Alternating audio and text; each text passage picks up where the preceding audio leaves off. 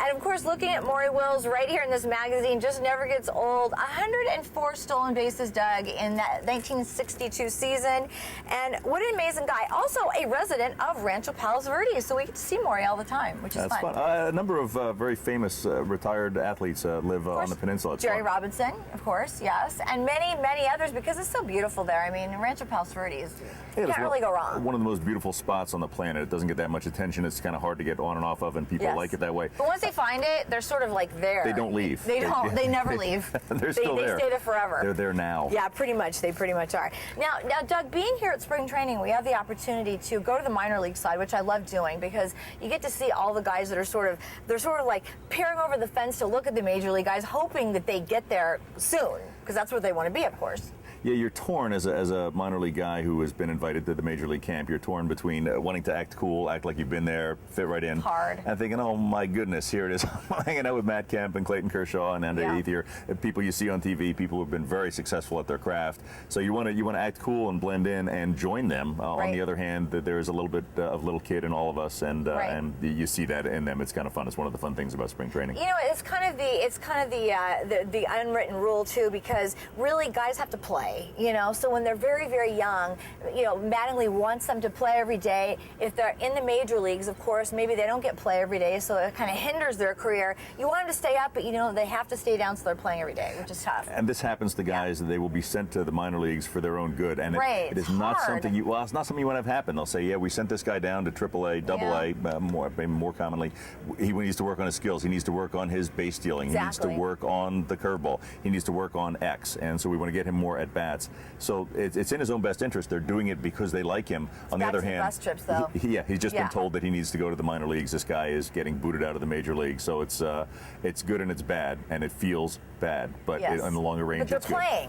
You're playing, and you need to play every day. That's the most important thing. You need to get your time. You need, as a pitcher, you need to get your innings in. As a hitter, you need to get your at-bats. And if you're going to sit on the bench, you're not going to improve. Baseball players don't practice all that hard before games. There's 162 games in a year. You cannot practice hard in the morning and play a consistently good game at night. That's true. Your body can't take it, so you need to go down and get your at-bats. And some that will happen to some guys. Getting sent to the minors will be a good thing for them. It will not feel like it. They will be unhappy. They will call home fighting back tears. But in the longer run, it's good. Some of them will stay there. There's no crying in baseball, Doug. Sorry. There's no crying. You're not Are you allowed crying? To cry. There's no crying in baseball. Only if your football team loses a Super Bowl. The only time you really are allowed to cry. So Tom that's Hanks out. in A League of Their Own, one of the all-time great baseball movie lines. There's no crying in baseball. There's no crying in baseball. Is that your favorite movie? Favorite baseball movie? No. What do I like? What's your favorite movie? For Love of the Game, for some reason I like. And mine's Fever Pitch. I loved Fever Pitch. I mean, I thought it was hilarious, and that was my favorite. I hate to admit that I love a Kevin Costner movie, but I do. For Love of the Game, Field it mixes of Dreams in. Too. It was great. Field of Dreams, the that was a great prototypical. Yeah. And if it's Friday afternoon and you don't want anything heavy, then punch in Charlie Sheen in Major League. That's a fine piece of theater. That's a fun one.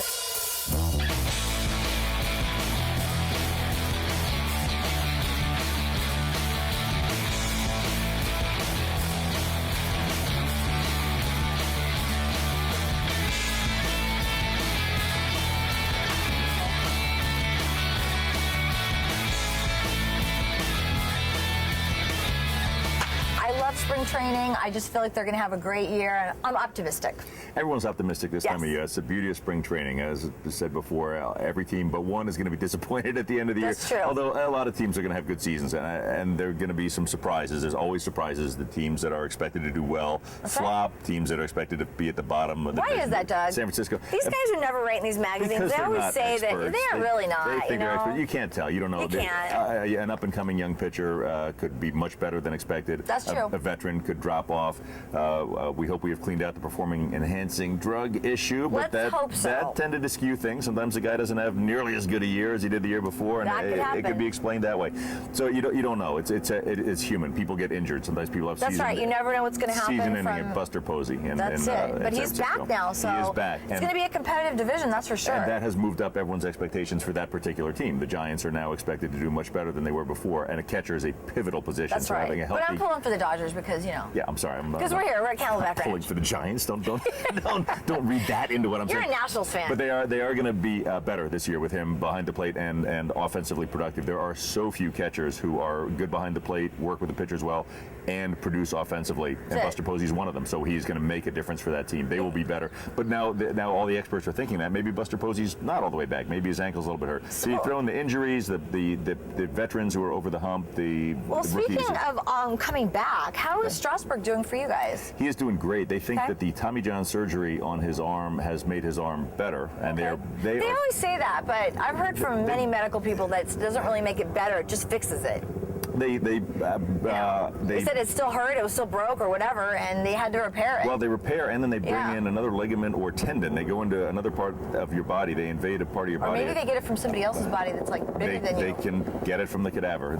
I talked to Tommy John at some length about this, and when I was working with him in the Atlantic League, and showed me his scar, which was much larger than I expected it to be. I said, sorry, I hate to do this to you, but can I see the scar? And he showed me, and it was a huge scar that ran around a lot of his forearm.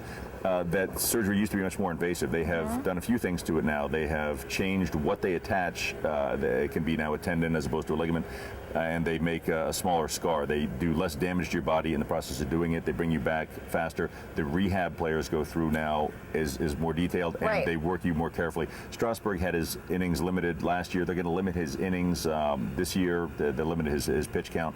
So they are being extremely careful with him because he is the franchise. He is pretty much. And Jason Worth, right? Jason Worth was expected to be the franchise. He was, right? But we like him. He's a former Dodger. He's a fun guy. He's very nice. He's very fun. We like him a lot. Very, very good to us. But Strasburg, they're pinning their hopes on Strasburg. They have bolstered the pitching rotation with Jackson. The Nationals have done a few things to put themselves in position to win. So people have raised their expectations for them. Crossing our fingers. Who knows? It's only March. We'll see what happens. That's right. Now another big name, of course, Albert Pujols with the Angels now. Pujols. That rings a bell. Does it ring a bell? World Series MVP maybe from last year. Pujols. Well, we're going to go at the Angels tomorrow. We will be there, and we're going to bring you all of the latest from Tempe. That's all the time that we have for today, Doug. We're done. We're done at Camelback. Wrap it up. Get out of here. It's lunchtime. That's it. Thanks so much for joining us, and we'll see you next time on Playing the Field.